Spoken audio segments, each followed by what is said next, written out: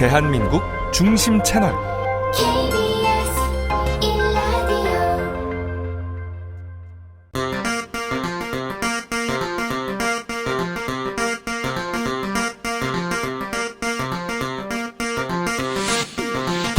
주진우 라이브 스페셜.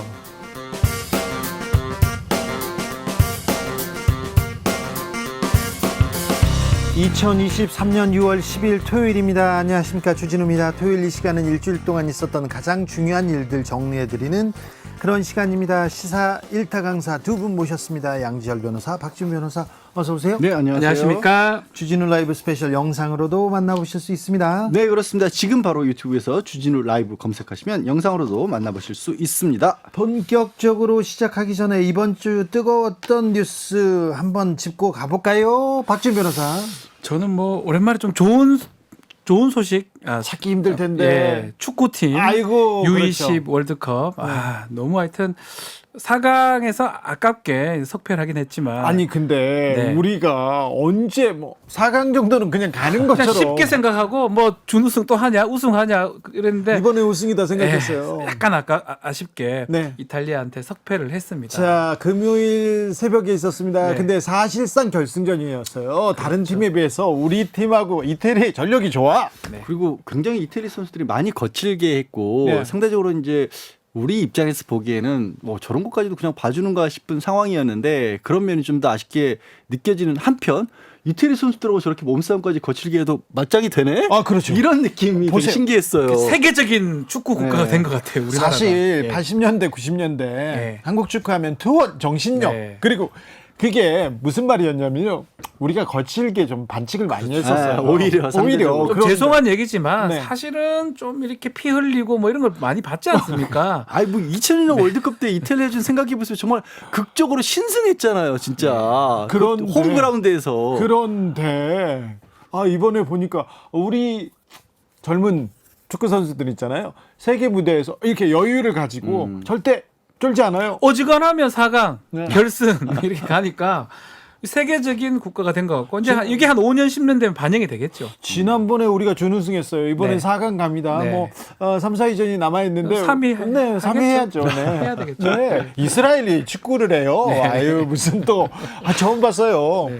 자, 3위 기원해 봅니다. 좋은 뉴스였어요. 자, 양지열 변호사는요? 박지훈 변호사가 좋은 얘기를 하니까 저도 막 머릿속에서 좋은 걸 찾고 있었는데 네. 검색이 안 되네요. 저는 어제 민주노총 압수수색 있었거든요. 예. 근데 이게 압수수색 사유가 네. 지난달 16, 17일이었던가요? 집회. 그 야간 집회 거기 해산을 안 했기 때문에 불법 집회가 있었다라는 게 주된 혐의입니다. 뭐 거기에 덧붙여서 뭐 도로법이라든가 이런 것들을 적용을 한 건데 이게 그 좀 이상해요. 뭐냐면 집회와 관련해서 이 관련 서류들 내지는 뭐 계획 같은 것들 파악을 해보겠다고 압수수색을 한 건데 이런 걸로 압수수색이 그렇게 있었던가? 잘 기억이 잘 안 나거든요. 이러다가 집회 시위의 자유는 이렇게 꽁꽁 위축되나 그런 생각도 드는데요.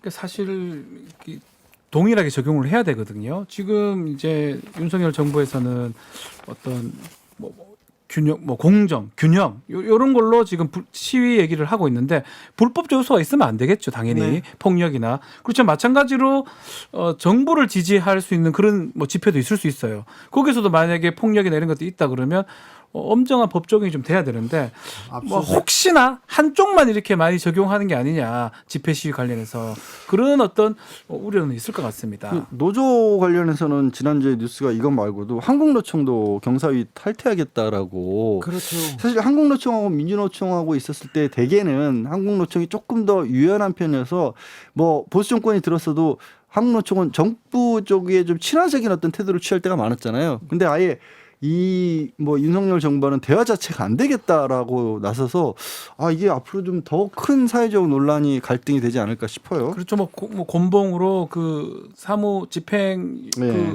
맞는 모습을 아마 많은 분들이 봤을 겁니다. 실제로는 1990년, 2000년 이전에 그런 걸 본 적이 있고 그 후에 본 적이 있나 싶어요 사실. 이명박 정부 때 쌍용차 뭐 이렇게 그때는 아예 진압해. 강경 진압을 하기로 했었고 그렇기 때문에 그 부분 때문에 아마 앞으로도 계속 노조 문제에 대해서는 논란이 될 걸로 보입니다. 이러다가 책가방 뒤지는 거 아니야? 이러다가 소지품 검사하는 거 아니야? 이런 우려가 있습니다. 왜 그러냐면요. 과거에 우리 국민들이 그런 상처가 있거든요. 그런데 노조 집회했다고 해서 바로 압수수색. 그래서 불법은 용인하지 않고 사법 처리하면 됩니다. 그렇다고 해서 공권력이 나서서 폭행을 저지른다던가 위압적으로 이렇게 힘을 보여준다. 이거는 국민들이 용납하지 않습니다. 이것도 좀 헤아려 주십시오. 저는 용산구청장이 보석으로 풀려나서 몰래 이렇게 출근했던 모습. 그 모습 유가족들이 드러눕더라고요. 아니 조사는 해줘야죠. 저 사람을 풀어주다니요. 그래서 울부짖던 그 모습이 기억납니다. 그 공황장애가 있어서 이제 보석이 된 건데 공황장애가 이제 받아들여진 거라면 업무하는 데도 좀 문제가 될 것 같은데. 곧바로 출근했어요. 바로 다음날 새벽에. 왜 그랬을까요? 글쎄 모르겠습니다. 이제 좀 유족들이 반대하는 이유 중에 하나가 아직 재판이 끝나지 않았고 혐의 사실을 다 부인하고 있는데 주요 증인들 중에 구청 직원들이 들어가 있거든요. 그러면 법정에 증인으로 설 사람들이 이제 구청장이 출근을 하시게 되면 이게 조금 모양새가 이상해지잖아요. 예, 그런 거죠. 저는 또 우병우 전 민정수석이 인터뷰를 했더라고요. 국가를 위해서 역할이 있나 생각 중이라고 하는데 아휴 이분이 국가를 위해서 역할을 했을 때 그때 국정농단이 있었잖아요. 이러다가 최서원 씨 8.15 때 나온다 그래가지고 출마한다 이런 얘기까지 들리는 거 아니냐 그런 우스갯소리가 아니고요. 그런 우려하는 사람들도 있더라고요. 우병우 씨도 지금 검찰 특수부 라인이잖아요. 네.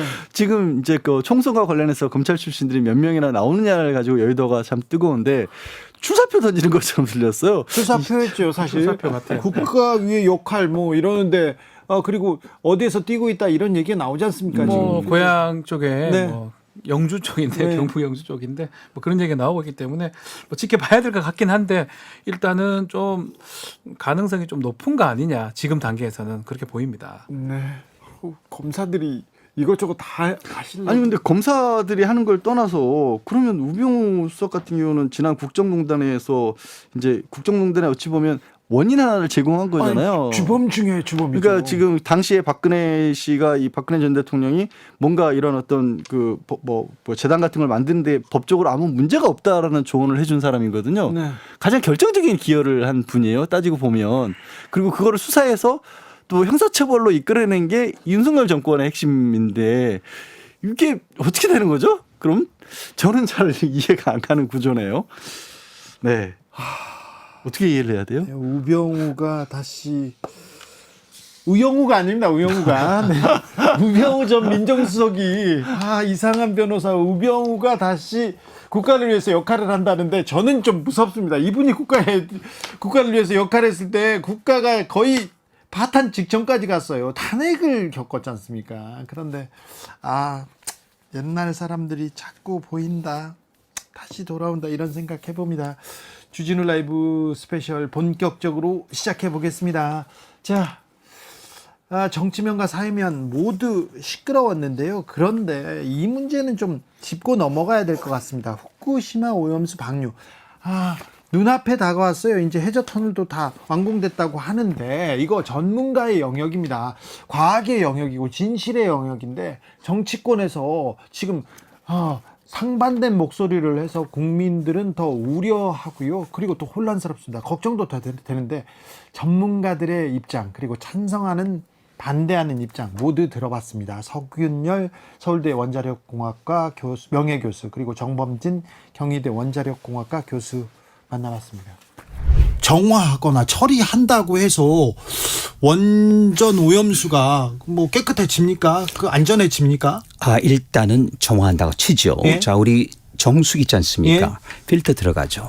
우리가 웬만큼 그렇게 조그만 거는 그냥 필터 몇 개 가지고 하루 드실 수 있지 않습니까? 예. 이거는 워낙 많아요. 예. 130만 톤이란 말이죠. 올림픽 규격 수영장 뭐 600개가 넘어요.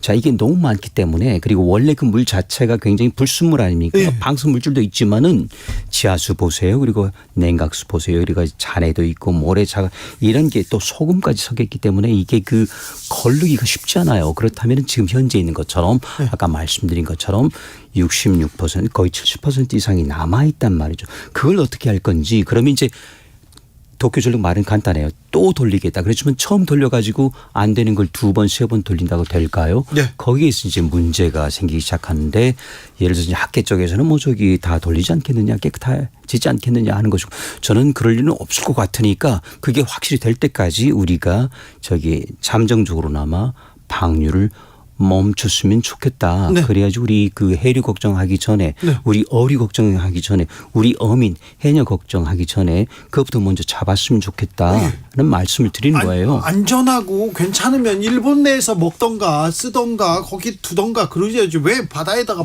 방류한답니까? 아주 좋은 말씀인데요. 근데 여태까지는 전부 안전하다. 그러면 우리가 그걸 이제 반론할 수가 있죠. 예. 이렇게 깨끗하면은 차라리 그 저기 상수도원 또는 공업용수, 농업용수 쓰고 인공호수에 모을 수가 있거든요. 예. 지금 130만 톤인데요. 예. 석촌호수는 그거의 5배를 넣을 수가 있어요. 아, 그래요? 그 정도 그 땅이 없습니까? 돈이 없습니까? 그렇죠. 돈이 없다면은 우리나라가 돕고 예. 국제사회가 도와가지고 인공호수 파주면 되잖아요. 예. 그리고 저기 승화시키고 예. 그리고 아까 말씀드린 것처럼 수상공원으로 쓰기도 하고 깨끗하다면요. 예. 그런데 왜 그러지 않을까요? 결국은 깨끗하지 않은 겁니다. 거기에 문제가 있다고 봐요. 이제 그렇죠. 그걸 버리겠다는 거죠. 이건 당연한 의심이에요. 네. 어찌 보면요. 그렇죠. 이제 네. 그게 이제 어찌 보면은 이제 당연한 의심일 수도 있지만 한켠에서는 지나친 걱정을 유발시킨다. 지나친 공포를 조성한다. 네. 이렇게 또 해석될 수도 있는 것이죠. 일본에서는 알프스라고 하는 저감 정치를 통해서 다 걸러서 안전하다 이렇게 얘기하는데 네. 해류 흐름도 우리나라로는 1년 걸리고 안 온다 이렇게 얘기하는데 네. 그건 맞습니까? 아, 맞겠죠. 자, 그런데 첫 번째 알프스라고 하는 그 저감 장치는 아까 말씀드렸지만 전부 거쳐갔습니다. 네. 그런데 그 결과는 30%는 걸러진 것 같은데 70%는 그대로 있다면 문제가 있는 거죠. 30%밖에 못 걸러요? 네. 그게 지금 도쿄전력이 시인을 했습니다. 예. 그렇다면은 자 이걸 2번, 3번 하더라도 똑같을 거라 이거죠. 왜냐면은요. 그 첫 번째 걸렀을 때 안 걸러졌다는 건 안 걸러진다는 거예요. 그렇죠. 똑같은 필터를 다른 회사 걸로 예를 세슘 같은 거를 잡겠다면은 우리 대한민국 기술로 고쳐 넣고 바로 잡고 삼중수 잡겠다면 캐나다 기술이 있어요. 플루토늄 잡겠다 하면은 미국 기술 이렇게 넣으면 되는데 그게 아니고 자국 내 히다치 기술 쓴단 말이에요. 그렇게 하는 한은 아무리 교체를 해봐도 똑같은 결과란 말이죠. 그렇다면 우리가 합리적으로 아무리 돌려봐도 남아있겠다. 50% 절반 이상이 남아있다. 그러면 이제 심각한 오염 상태라는 것이죠. 그걸 버린다는 게 네. 이제 문제가 되는 거죠. 일본은요. 자기 자국의 이익을 위해서 네. 막 속이기도 하고 뭐 거짓말도 했던 역사가 있어가지고 저는 못 믿겠어요.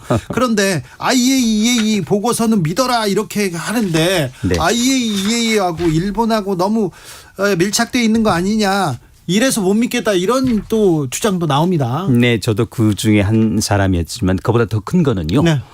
자, 어떤 검증을 하려고 하면은요. 처음에 얼마만큼 더러웠죠. 그다음에 나오니까 얼마만큼 깨끗하죠. 네. 이걸 봐야 되는 거예요. 그렇죠. 자, 오염수 근데 오염수는 싹 빼버렸어요. 아니 그것도 안 보여주세요? 안 보였었습니다. 저거 데이터도 안 줬습니까? 없습니다. 국제 원자력기구 본 건 아주 깨끗한 것, 오죽 깨끗한 걸 떠줬겠습니까? 아니 그러니까요. 이걸 보고 깨끗하다 하면은 깨끗한 물 보고 당연히 깨끗하다 하죠. 이게 어떻게 검증된 겁니까? 그렇지 그 물이 오염수에서 나왔다. 저는 그것도 못 믿겠는데요.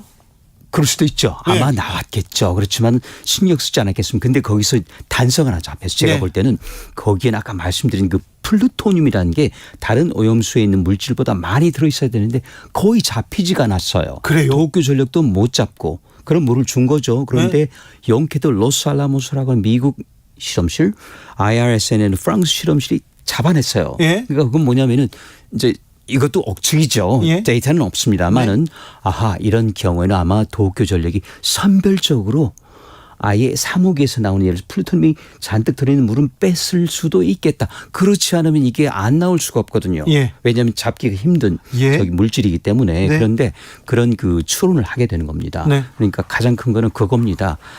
더러운 부분이 있지 네. 않습니까? 이걸 찾지 않았다는 거예요. 그리고 지적도 하지 않았고 국제 원자력 그러니까 못 믿다 같다는 거죠. 오염수에 있는 데이터 그리고 중간에 있는 데이터 그리고 처리를 했더니 나왔던 데이터 이런 부분을 안 보면 이게 무슨 시찰단이 안 봤습니까? 이 이력을 봐야 되는데 그래서 이제 본다고 갔습니다만은 당연히 국제 원자력 기구에도 내주지 않았는데 우리 대한민국 시찰도 간다고 내주겠습니까? 그러니까 애시당초부터 이거는 안 된다. 네. 그냥 시찰하고 그리고 구경하고 돌아가서 국민 홍보해 주시오라는 임무를 줬지 않습니까? 네. 경산성에서 그러니까 그거 하고 온 거예요. 그러니까 아예 손도 못 댔습니다.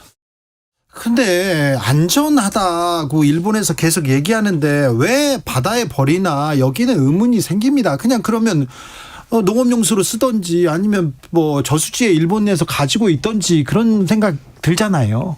저는 안 듭니다. 안 드세요? 아, 아니 안전하는데. 우선 이제 우리 방사선 폐기물 아니고 일본 네. 공장의 폐수 같은 경우에도 네. 방류 기준이 낮으면 그걸 가지고 이제 낮춰가지고 방류하는 거지.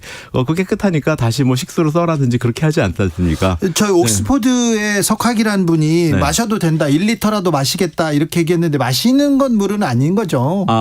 과학자들이 마셔도 된다라고 했을 때 그 의미가 뭔가를 한번 생각해 보셔야 되는데 마셔도 된다는 거는 음용수 기준의 이하이다라 그러면 마셔도 된다라고 얘기하는 겁니다.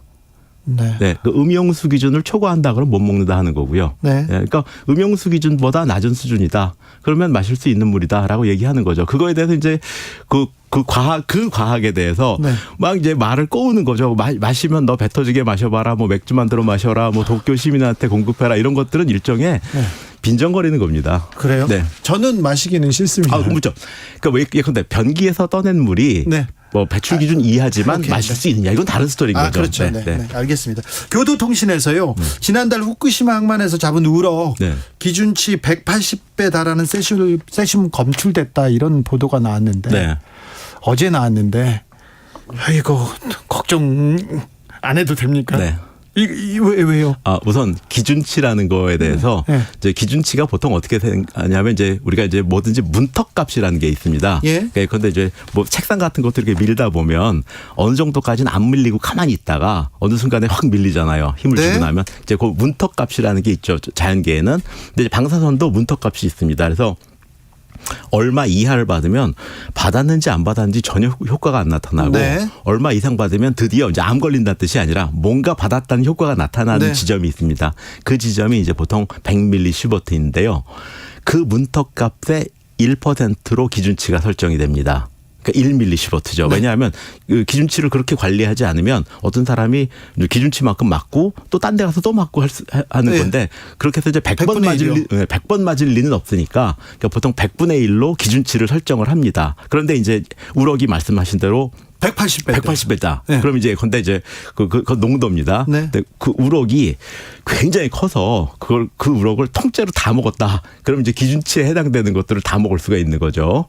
그죠? 네. 근데 이제 실은 그 우럭이 그렇게 크지 않고 그 중에 살코기만 먹고 하게 되면은 결과적으로는 기준치를 초과할 수는 있습니다. 아니 그 우럭을 한 마리만 먹지 않고 두 마리도 전탕으로도 먹고 회로도 그렇죠. 먹고 다 먹었다. 예. 구이도 먹었다. 그렇죠. 이거는 그렇죠. 그렇게 해서 그 이제 예컨대 그 농도거든요. 농도가 180배 나온 건데 네. 거기다 이제 양을 곱해야지 실제로 방사선 양을 얼마큼 그 섭취를 했는지가 나오지 않습니까? 그렇게 했을 때 과연 기준치를 얼마만큼 상회할 거냐? 근데 보통 이제 일반인들이 생각할 때 기준치를 넘었다. 그러면 이제 법적으로는 문제가 됩니다. 근데 네. 이제 그 과학적으로는 100분의 1로 설정된 거기 때문에 기준치의 10배를 받았다. 그랬을 때는 사실은 그렇게 놀랄 일은 아닙니다. 아니 그래도 먹지 않는 편이 나을 거 아닙니까 이거? 물론 그 재미로 먹을 필요는 없죠. 네, 일부러 먹을 필요는 그렇죠. 없잖아요. 네.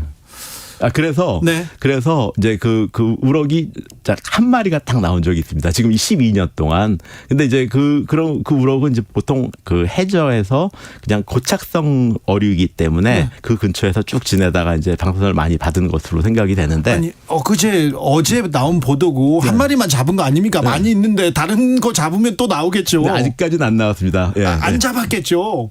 그건 아닙니다. 저기 그 후쿠시마 근처에서 어로횡이 하고 있고요. 아니 그런데 그러면 도쿄전력에서 잡아서 이렇게 검사를 한 건데 도쿄전력에서 일부러 오염수 이게 걱정되라고 지금 세슘 검출된 우럭만 이렇게 검사한 건 아닐 거 아니에요. 그렇죠. 다 하죠. 예. 네. 네.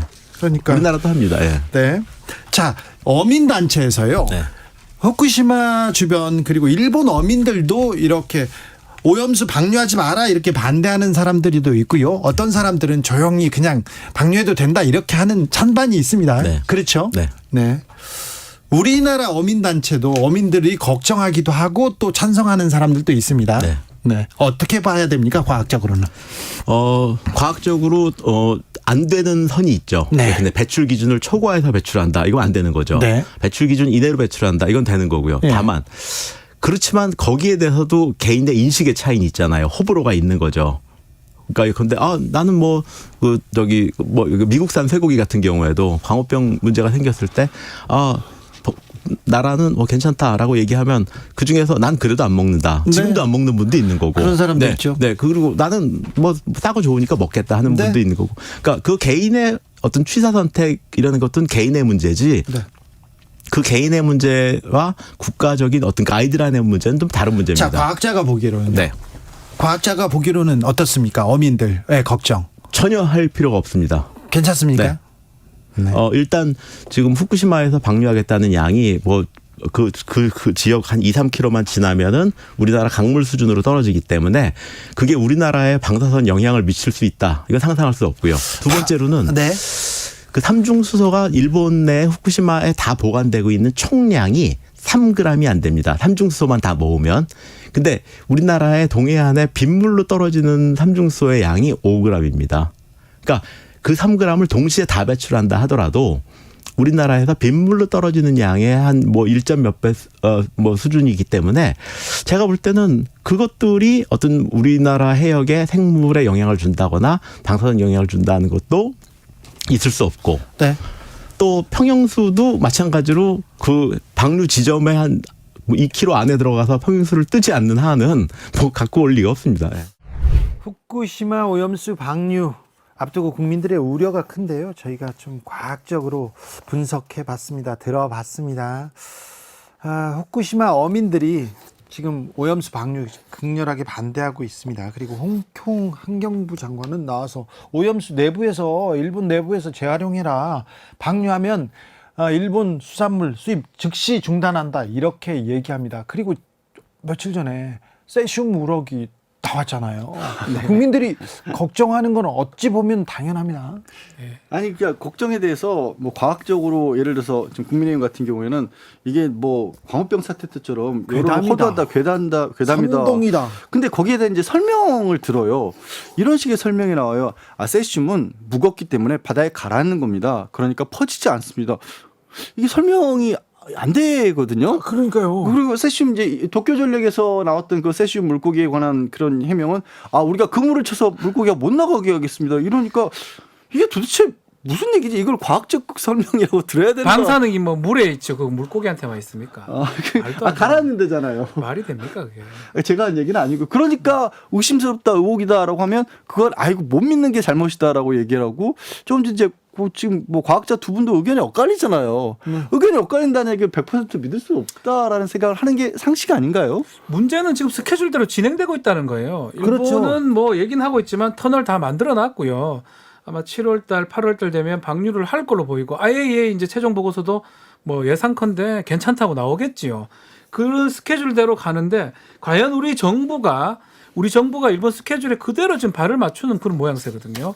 야당은 아니라고 하지만 가장 이제 문제되는 게 이렇게 스케줄에 맞췄을 때 나중에 방류가 됐을 때 이 수산물에 대한 지금 좀 말한 것처럼 대만, 홍콩이나 이런 데서는 수산물 대만 이런 데서는 안 하겠다라고 수입 안 하겠다고 하지만 우리가 이렇게 스케줄 다 맞춘 다음에 발을 맞춘 다음에 이 수산물 수입 금지 조치를 할 수 있느냐 이 부분이 좀 의문이거든요.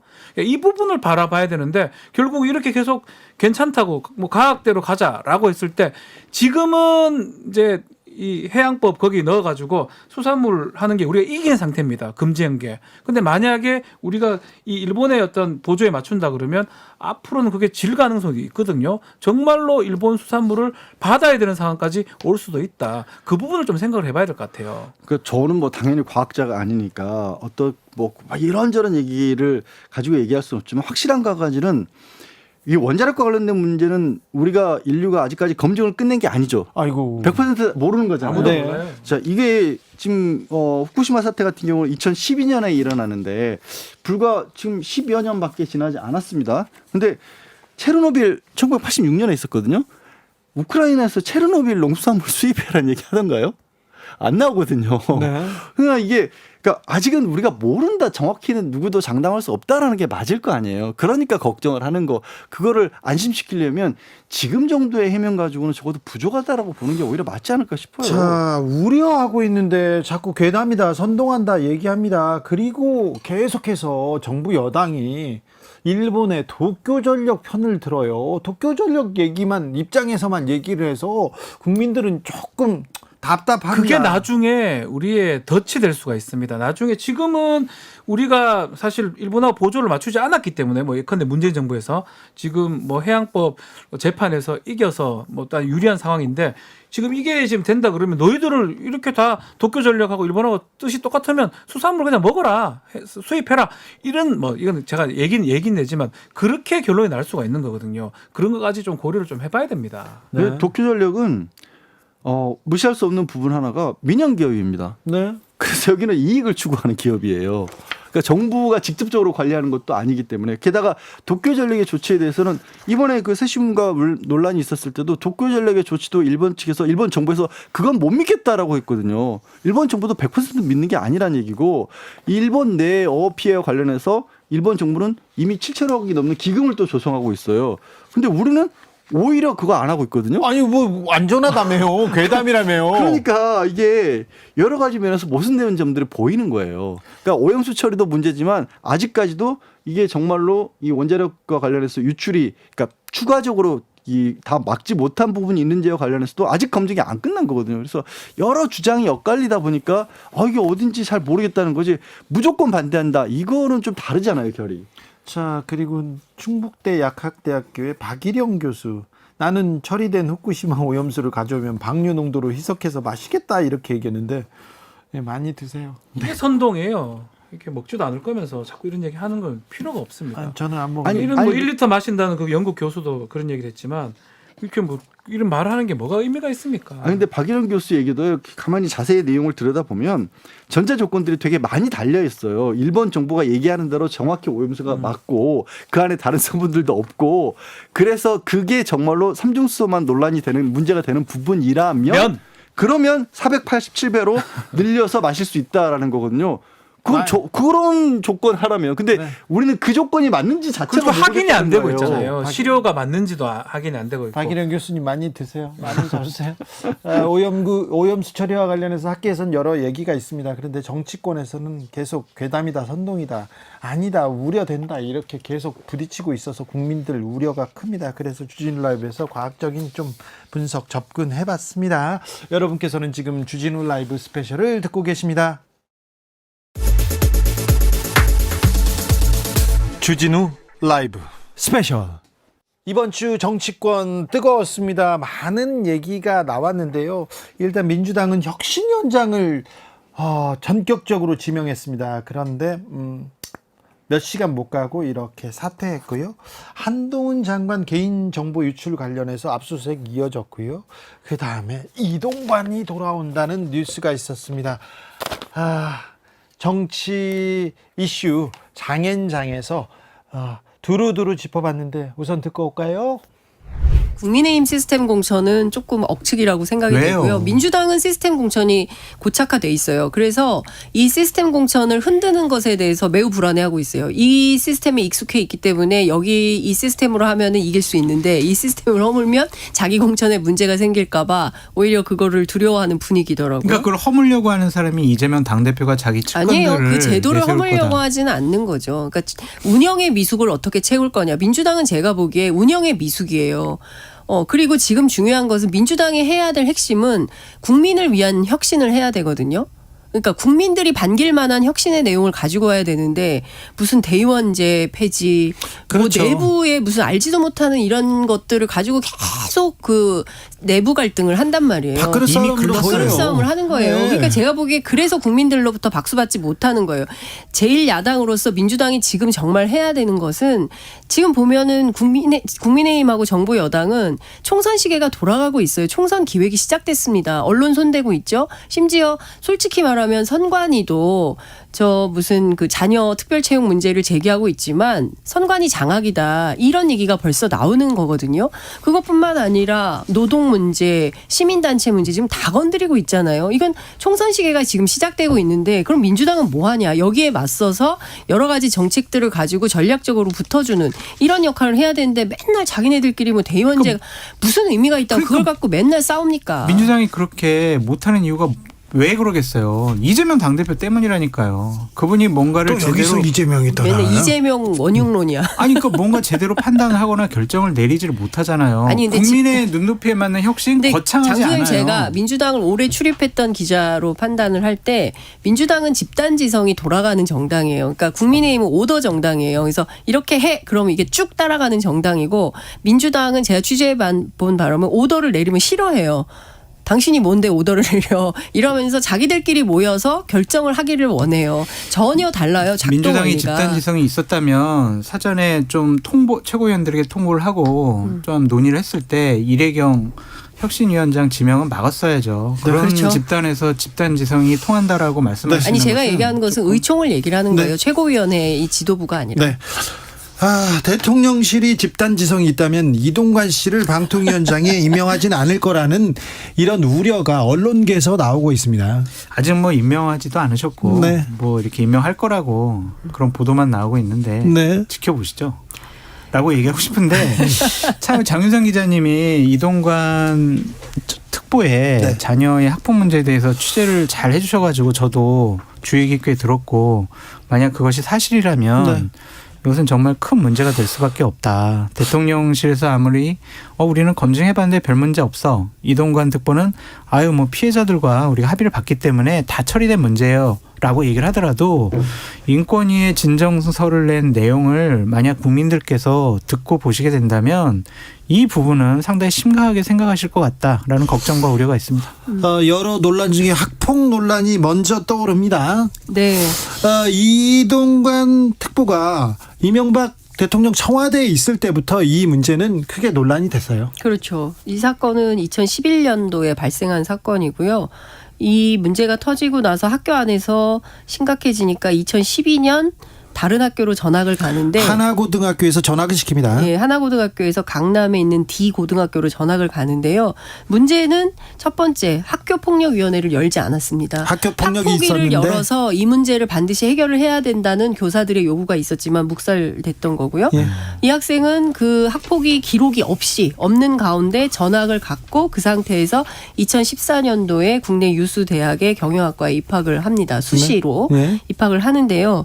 만약에 이 학생이 입학 사정관들한테 물어보면 만약에 이 학생이 학교 폭력이 있었다라는 그 학생 생활 기록부에 기록을 달고 가면 어떻게 되느냐? 이제 수시에서 떨어진다는 거죠. 그런데 이런 측면에서 보자면 정의당 전 정진호 의원 같은 경우에는 이것은 부정 입학, 입시 비리에 해당한다라고 비판하고 있습니다. 그러니까 지금 첫 번째는 이 끔찍한 학폭, 친구를 책상에 머리에 300번이나 찍게 하고 침대에 눕혀놓고 밟고 이런 정말 공영방송에서 옮기기 어려운 수준의 이런 내용들 무슨 조폭 영화에서나 볼 법한 그런 상황들이 아이들이 했다는 것 자체가 참 너무나 황당하고 끔찍하고 그리고 이 학생들이 과연 이 문제를 제기를 했을 때 해결이 되겠냐라는 어떤 어떤 권력에 대한 열패감 이런 것들이 나옵니다. 자술서에. 그리고 이제 중요한 것은 학폭 기록 없이 학교에 이제 그 상위대학에 진학할 수 있었던 것도 추적을 해봐야 되는 거고요. 중요한 포인트는 서울교육청에서 고발을 했어요. 이 학교의 교감 선생님을. 그런데 결국 검찰에서 최종 무혐의 처분을 받게 됩니다. 이 과정에서 있었던 수많은 일들을 잘 확인이 안 돼요. 이거 취재를 해야 돼요. 그 당시에 이명박 정부의 핵심 실세가 아니었다면 이런 일들이 가능했을까 그런 얘기는 계속 나왔습니다. 그렇습니다. 학폭 문제가 무마되고요. 또 수시로 입학되는데 그 수시에 대해서도 색안경을 끼고 본 사람이 그 당시에도 있었습니다. 그렇습니다. 만약에 그 하나고등학교는 그 이명박 대통령, 그 이명박 정부하고 좀 특수한 하나은행 네, 그리고 김승유 회장 그리고 여러 그 커넥션이 있었는데 과연 당시에 김승유 이사장이 그 국회 교육위원회 예고 없이 돌아다니면서 이 문제를 얘기를 했어요. 네. 그래서 놀랐다는 사람들도 되게 많고 인권위 진정서에 이런 얘기가 나옵니다. 문제의 심각성은 이 사건 당시에 가해 학생의 부친 가로 열고 전화통화, 모친 가로 열고 전화통화 및 학교 방문 모두 당시 담임교사와 학교 관리자 및 재단 측과 상의하고 논의하면서 법규에서 명시된 바에 따르지 않고 불법적으로 사건이 처리되었다는 점 이렇게 명시가 되어 있어요. 관련해서 확인이 좀 필요합니다. 도대체 무슨 일이 있었던 건지. 저는 대통령실에 계시는 분들과 국민의힘 의원들에게 좀 말씀을 드리고 싶어요. 이동관 특보에게 피해를 당한 피해자들의 인권위 진정서를 한번 읽어보시라라고 말씀을 드리고 주어를 바꿔놓고 생각을 한번 해보시라. 문재인 정권 하에서 한상혁 방통위원장이 내정 단계에서 자녀의 이런 학폭 문제가 생겼다면 그래 뭐 피해자들과 합의했으니까 괜찮겠지. 뭐 아버지가 어떠한 뭐 개입을 안 했으면 괜찮겠지. 그러면서 입 다물고 그런 사람이 방통위원장으로서 적절해라고 판단하실 건지 한번 묻고 싶어요. 기준이라는 것은요. 사람을 떠나서 진영을 떠나서 일관돼야 하잖아요. 그런 것들이 그냥 우리 쪽 사람이면 봐주고 우리 편이 아닌 사람은 엄격한 잣대를 들이대고 그것은 기준이 될 수가 없죠. 저는 보수우파 진영을 사랑을 하고 보수우파가 내년 총선에 승리하길 바랍니다. 그러려면요. 국민들 눈높이에 맞는 결정을 하시고 엄격한 기준을 스스로에게 더 강하게 들이대시라. 꼭 그렇게 충고드리고 싶습니다. 저는 장 소장님의 이 말씀에 정말 너무 천만배 동의를 하는데요.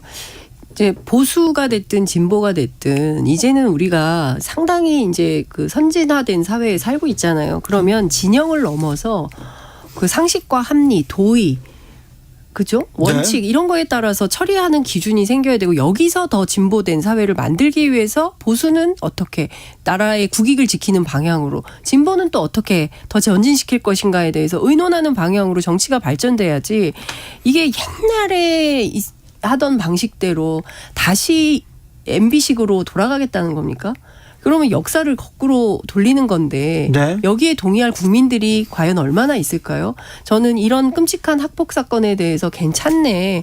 이럴 학부모님들 별로 없을 거라고 생각하고 지금 학교에 아이들 보내놓고 이러저러한 학폭 때문에 고통 속에 있는 학부모님도 굉장히 많이 계시거든요. 그러니까 그런 것만 보더라도 국민적인 이 감정에 거스르지 않은 방식으로 결정이 되어야 된다고 생각합니다. 그래서 대통령께서 아니면 대통령실 참모분들이 다시 한번 좀 판단해 주셨으면 좋겠다라는 좀 생각이 들고요. 왜 꼭 이동관 전 수석이어야 됩니까?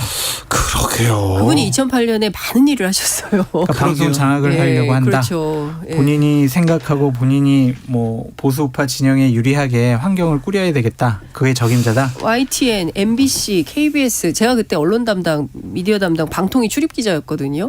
당시 상황 최시중 방통위원장과 더불어 이동관 수석이 상당히 많은 일을 했었죠. YTN, 그렇죠. MBC, KBS 다 기억하지 않습니까?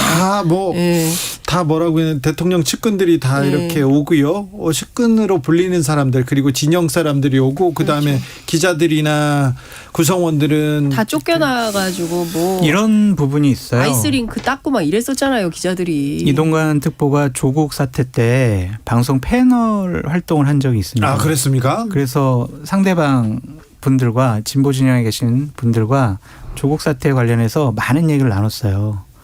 그 오록이 저는 청문회 때 이동관 속의 발목을 잡을 거라고 좀 생각이 들어요. 그래서 국민들이 조금 좀 부적절하다고 생각하시면 다시 한번 생각해 보시라라고 간곡하게 말씀드립니다. 자식은 아버지의 거울이라고.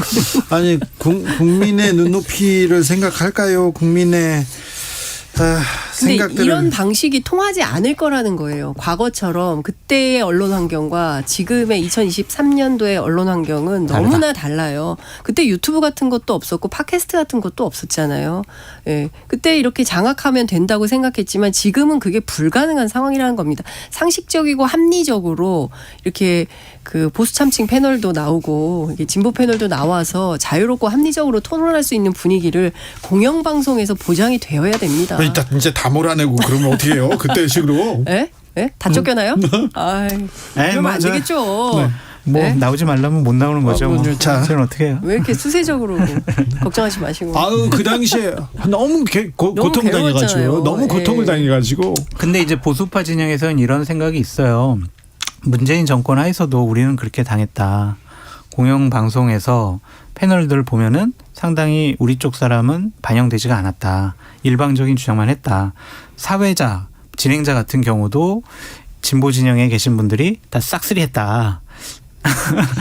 그런 보수 참칭 저기 장성철 소장한테 저기 그 사회자 자료를 하나 드렸나. 그러니까 그러한 피해의식이 있어요. 그래서 저는 문재인 정권에서 조금 너무 안타까워요. 그때 80% 이상의 지지를 받은 정권이었는데 조금 보수우파 진영에서도 인정할 만큼 아이고 그래. 근데 그때도 에이. 지금도 종편은 틀면 전부 아이고. 예, 편향적인 얘기를 많이 그건 하잖아요. 말씀해요. 언론 맞아요. 얘기는 그만하자고요. 네. 자, 언론이 심각해서. 네. 자, 네. 그만 얘기하고요. 그래서요. 이준석 전 대표는 5인의 실체 공개한다고 했는데 그 누군지는 저 장윤성 기자님이 취재를 하셨는데 예. 이거는 지금 나오는 오인회와 네. 그 이준석 대표가 얘기하는 오인회 그리고 실질적으로 문제가 되는 오인회와는 달라요. 또요? 그럼 또 다른 실세가 있어요? 세부류. 근데 같은 인물들인데 세부류다. 그러니까 이준석 대표하고 통화를 했어요. 무슨 5명 빨리 얘기해라. 네. 누구냐. 그랬더니 본인이 얘기하려고 했던 것은 뭐 5인회 5명 뭐 이것은 아니다. 이런 거죠. 그래서 그 명단의 중요성보다는 이제 국민의힘 내부에 실제로 이제 여론이 어떻게 돌아가느냐가 네. 이제 얘기를 하고 싶었던 건데 중요한 것은 누가 실시간으로 다이렉트로 대통령하고 소통할 수 있는가. 역시 여기에 키맨이 누구냐. 네. 뭐 이런 거라는 거죠. 그래서 이제 오인회라는 예. 숫자가 중요한 게 아니에요. 아니라 거기에 등장인물이 중요하다는 그렇죠. 거죠. 그래서 누가 키맨이냐. 맞아요. 그 키맨을 박성민 의원으로 보더라고요. 그러게요. 네, 그러니까 대통령의 술친구 뭐 혹은 대통령 찐친. 뭐 찐친 아니, 술친구라는 표현은 좀 부적절한 것 같고. 부럽잖아요. 근데 네. 그렇게 얘기를 하더라고요. 여러 가지 정치권 일을 매일 통화하는 상의하는, 사람, 매일 상의하는. 통화하는 사람 뭐 이렇게 좀 알려져 있는데 계속 박성민 이름 나오네요. 예, 계속해서 사건 사고가 민주당 주변에서 터져 나옵니다. 민주당답지 않다는 얘기는 계속 이어집니다. 그러니까 민주당에서 뭔가 아직까지 이제 이재명 대표가 확 중심을 잡고 있다라는 느낌은 못 주는 건 맞아 보여요. 예전에 이재명이 아니야 이런 얘기도 계속 나옵니다. 뭐 사이다라는 별명을 가지고 정치권에서 이제 주목을 받았던 모습은 아직은 보이지 않는다라는 거고 이제 거기에 뭐 갑자기 민주당 관계자분들도 많이들 알지는 못하던 인물이 혁신위원장으로 임명이 되다 보니까 이게 어떻게 된 것인가라는 걸 두고 뭐 많은 말들이 있었던 건 분명한데 문제는 이제 그럼에도 불구하고 주로 이제 그런 상황이 벌어졌을 때 등장하는 분들은 이른바 이제 비명 쪽의 인물들이 나서고 그냥 물러가라는 식의 얘기들이 나오면 또 언론에서 그걸 뭐 받아줘서 또 증폭을 시키다 보니까 실제 민주당이 뭔가 확실하게 중심을 잡아나가지 못하는 건 맞지만 또 그렇다고 주변에서 막 민주당 내에서 흔드는 사람이 많은 것도 아닌데 모양은 그런 모양이 자꾸 비춰지는 것 같아요. 좀 많이 주목을 하는 거겠죠. 아마 뭐 좀 꼼꼼하게 한다면 사실 이런 임명하면 SNS 이런 거 사실 계정을 닫거든요. 통상은. 그렇죠. 왜냐 확인하면 금방 나오기 때문에. 근데 그럼에도 불구하고 좀 급하게 하는 이 측면이 확인도 안 했을까? 왜 이런 것까지 그 기본적인 건데. 문제가 될 수가 있는데 저도 공감을 하는 부분이 어쨌든 간에 보수 언론이라든지 특히 민주당 안에 이제 이런 다른 목소리를 내는 사실 많지는 않습니다. 손 꼽을 수 있는데 그게 엄청 큰 목소리인 것처럼 이렇게 보여지거든요, 사실은. 왜냐하면 보도가 그쪽에 포인트가 맞춰져 있으니까. 사실은 민주당 지지자라든지 민주당의 많은 의원들은 뭐 이렇게 생각하진 않는데 이게 큰 문제가 생겨서 사퇴까지 해야 된다 이런 얘기까지 지금 나오는 게 어쩌면 민주당이 생각보다 더 이렇게 혼란에 빠진 것처럼 좀 보여지는 게 아닌가 생각이 좀 듭니다. 민주당 내부는 그렇게 또 이렇게 뭐 흔들리거나 그러진 않습니다. 목소리가 터져 나오긴 하지만 그렇다고 해서 당이 막 뒤집힐 정도의 흔들림은 아닙니다. 그런데요, 네. 민주당에 변수가 하나 있다면서요. 이낙연 전 그거는 대표. 변수입니다. 예. 네, 진짜 큰 변수가 될 거라면서요. 아니요, 그냥 뭐 큰 건 아닌데 네. 이제 기정사실이죠. 6월 말에 이제 귀국을 합니다. 원래 사실 오기로 돼 있잖아요. 1년 하고 이제 갔던 거고 지금 돌아오는 상황인데 이제 구심점이 될 수 있냐 이 부분이거든요. 구심점이 된다면 뭐 기억할 겁니다. 옛날에 안철수 의원을 중심으로 국민의당으로 분당했던 그런 부분 그 가능성인데. 글쎄요, 그 부분이 지금 확실하다고 보기는 좀 어렵지 않나. 민주당이 그리고 이낙연 전 대표가 나온다고 해서 이렇게 분당까지 그렇게까지야. 안철수 파기력까지는 2016년 그 당시에 안철수 파기력 정도는 아니다. 그거는 뭐 요즘에 나오는 뭐 구체적으로 뭐 지지율 자체를 언급하지는 않겠습니다만 여러 조사들 보면 그때와는 상황은 좀 달라 보이는 건 맞고요. 다만 이제 민주당에 대한 아쉬움은 있는 거죠. 이 현재 어떻게 보면은 이제 대통령 이제 뭐 대선 치르고 1년 남짓이고 그다음에 이제 어쨌든 간에 여러 가지 힘을 정부 여당이 가지고 있기 때문에 민주당에 대한 파상 공세는 많을 거예요, 앞으로도. 그렇죠. 근데 그거를 그냥 속수무책 당하고 있는 것처럼 보이거든요. 아쉬워요. 그런 사실은 부분들은 이제 뭐 민주당 지지하는 사람들이라든가 뭐 국민들이 볼 때는 야 저기는 맨날 저렇게 사고만 터지네 이렇게 보일 수밖에 없는 거거든요. 그렇죠. 자, 정권을 뺏겼습니다. 정권도 뺏겼고요. 언론도 호의적이지 않습니다. 그런데 지금 대통령의 실정, 그다음에 경제 문제, 경제 어렵잖아요. 민생 문제, 민생 안 풀리고 있잖아요. 이런 얘기를 민주당에서 해줘야 되는데 계속해서 민주당 뭐 하고 있습니까? 돈봉투 얘기, 그다음에 코인 논란, 거기에 혁신위원장 사태, 천하남장 비난 이런 얘기가 나오는데 억울해요. 아니 억울하기 전에 좀 잘해야 될 거 아니에요. 민주당도. 소극적 대응에서 지는 거 말고 일어나는 일들에 대해서 뭔가 적극적으로 국민들에게 그 국민들이 겪고 있는 어려움에 대해서 우리가 이런 해법을 좀 제시해 보겠습니다라고 나서줘야죠. 그냥 맞아요. 뭐 무조건 비판만 하거나 아니 무조건 변명만 하거나 이거 말고 네. 뭐 경제도 어렵고 얘기하는 것처럼 외교 문제도 어렵고 안보에서도 좀 불안한 부분도 있으니까 그걸 좀 다른 대안을 좀 제시를 해줄 걸 바라는 정부 거죠. 여당이나 언론이나 이런 데는 속성이 뭐냐 하면 균형을 맞추려고 하거든요. 정부 여당이 갖고 있는 지금 안 좋은 아킬레스하고 이거하고 맞추려고 하는데 결국 민주당이 그걸 좀 뚫고 헤쳐나가야 되는데 속수무책 당하는 모습이에요. 자, 당하고 있죠. 민주당이 저렇게 당하고 지지부진한 사이에 대통령실에서는 이동관 카드를 꺼내려고 합니다. 큰 카드 같아요. 이제 사실 두 가지거든요. 좀 전에 얘기했던 후쿠시마하고 이동관 이제 수석, 이동관 특보에 대한 임명 문제 이게 아마 하반기 전국을 이제 6월 이상 계속 이제 할 정도의 큰 이제 이슈가 될 것 같습니다. 엄청난 이슈입니다. 근데 저는 이제 이동관 특보와 지금 특보고요. 이동관 전 수석과 관련해서는 정치적 논란을 넘어서는 정도의 어떤 충격이 있는 부분이 분명히 있거든요. 네. 그러니까 이미 뭐 청와대 재직 시절에도 논란이 됐었고 그게 2015년도에 다시 또 이제 서울시에서 감사를 하는 과정에서 또 불거지기도 했지만 그때와 지금의 국민들의 합폭에 대해서 받아들이는 게 달라요. 여론이. 그리고 그 내용들이 알려지기 시작하면서 저도 다시 한번 새삼스럽게 충격을 받고 있거든요. 약간 무리수가 아닌가 싶어요. 이동관 수석은 뭐 지금 학교 피해자하고 졸업 후에 서로 연락하고 지나는 친한 사이라고 얘기를 하는데요. 입장을 냈습니다. 입장을 냈는데 그 입장은 사실은 11년도에 일어난 일이거든요. 그리고 15년도에 좀 문제가 됐던 적이 있었고요.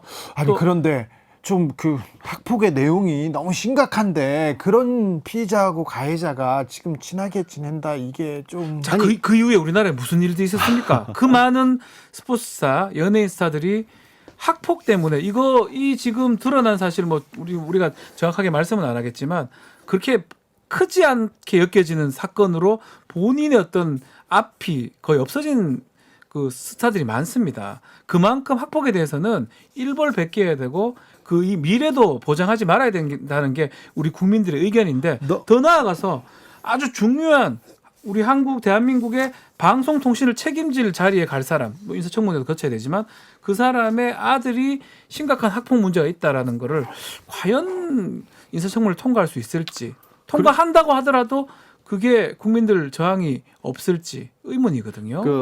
이동관 특보가 저 해명 자료를 내놨죠. 근데 거기 뭐 피해자하고 이제 지금 아들하고 연락하고 지내고 합의했었고라는 얘기 있는데 그때 피해 진술한 사람이 4명이에요. 한 사람하고만 했다는 건지 합의가 그러면 나머지 합의가 뭐 중요합니까? 저도 변호사지만 나머지 그러면 지금 그때 당시 피해를 입었다로 진술했던 진술서까지 냈던 사람들은 어떻게 된 건지 일단 궁금해지는 거고. 아니 저기 합의는 그 추정황이 그렇죠. 되는 거고요. 학교 다닐 때 그렇게 좀 가해를 벌였어요. 피해자는 가슴에 큰 상처가 될 텐데 그 이후에 한 번도 아니고 지속적으로 그리고 선생님한테 말을 했잖아요. 선생님 이거 너무 문제가 있습니다. 그런데 아니 동은이 선생님처럼 아무런 처리를 안 함으로써 오히려 가해자 더 글로리 같은 아니 모양이 그 있었잖아요. 나머지 또 선생님들이 학교 내에서도 그때 당시에 보면 문제 제기를 했어요. 예, 이거 안 선생님들이. 된다고. 문제 제기를 하니까 또 문제 제기한 선생님들에 대한 불이익이 간 거 아닌가라는 의혹을 받고 있는 부분도 있죠. 그때 문제제기 있었어요. 찾아가서 또 이렇게 뭐 명단을 내라고 했다는 이런 얘기도 뭐 저도 그때 하나고 취재 갔었거든요. 네. 그때 선생님들이 그랬어요. 예, 그리고 이게 그 피해 진술서 저는 피해자들이 한 얘기 중에 제일 좀 속상한 부분이 뭐냐면 그 가해 학생이 부모가 좀 힘이 있는 분이라서 우리가 지금 이렇게 얘기하는 게 무슨 이게 통할지 모르겠다라고 피해 학생들이 이미 그때 생각하고 있었던 거예요. 그게 그럼 저는 그때 당시 주변에서 그 하나고에 다녔던 동기 학생들이 이 상황에서 뭘 보고 배웠을까? 어떤 걸 이 학생들이 그때 당시에 얻었을까? 고등학교처럼 민감한 청년기 이게 뭔가 힘이 있는 사람은 뭔가 문제를 일으켜도 이게 그냥 넘어가는 거란 걸 혹시 배웠을까? 전에 아빠 이사장하고도 다 이렇게 교장보다 더 높은 사람이야. 그래서 우리가 문제 제기해도 아무것도 안 돼. 실제로 안 되는 모습을 봤잖아요. 그럼에도 대통령실에서 이동관 특보의 어떤 얘기를 좀 냈습니다. 아마 임명을 좀 하려는 의사가 좀 더 강한 거 아닌가. 그래서 진행될 가능성이 좀 높아 보입니다. 자, 당장 임명은 안 할 거예요. 왜 그러냐면 인사청문회를요. 인사청문회를 2달 일찍 이렇게 면직시킴으로써 인사청문회를 먼저 열 경우 그러면은 청문회를 2번 해야 되는 그런 상황입니다. 그렇죠. 그래서 모를 텐데 그동안 국민 감정, 국민 이렇게 상처는 어떻게 보시려고 하는지 왜 이런 생각을 하는지 참 그런 생각 한번 해봅니다. 자, 다음 주 신문 1면 돗자리 한번 펴보겠습니다. 주인공은 누구? 이동관입니다. 12일 날 이제 한상익 위원장 신문 가처분 신문이 있고요. 그 직후라면 계속해서 이동관 지명이 될 가능성이 다음 주에 있다고 보면 지명이 되든 안 되든 간에 이동관 특보가 하지 않는다 얘기해도 뉴스가 크게 될 거고요. 양지열 변호사님. 네. 저도 생각을 그렇게 하고 있었는데 박 변호사가 치고 나오는 바람에 그럼 한상혁 방통위원 왜냐하면 12일 날 신문기일이거든요. 이게 면직된 게 부당하다는. 근데 그게 바로 당일날 결정이 날지 어쩔지 모르겠습니다만 나든 안 나든 한번 나오지 않을까 뉴스에 크게. 자, 이동관 전 그 수석은 주변 사람들한테는 자기는 청문회 부담스럽고 통과를 부담스럽고 어렵다는 부분 때문에 자기는 직을 맡지 않겠다는 얘기를 했다고 합니다만 자, 왜 마음을 바꿨는지 왜 이동관이어야 하는지 다음 주에도 주목될 것 같습니다. 주진우 라이브 스페셜 여기서 마무리하겠습니다. 양지열 변호사, 박준 변호사 감사합니다. 네, 고맙습니다. 저는 다음 주 월요일 오후 5시 5분에 돌아오겠습니다. 지금까지 주진우였습니다.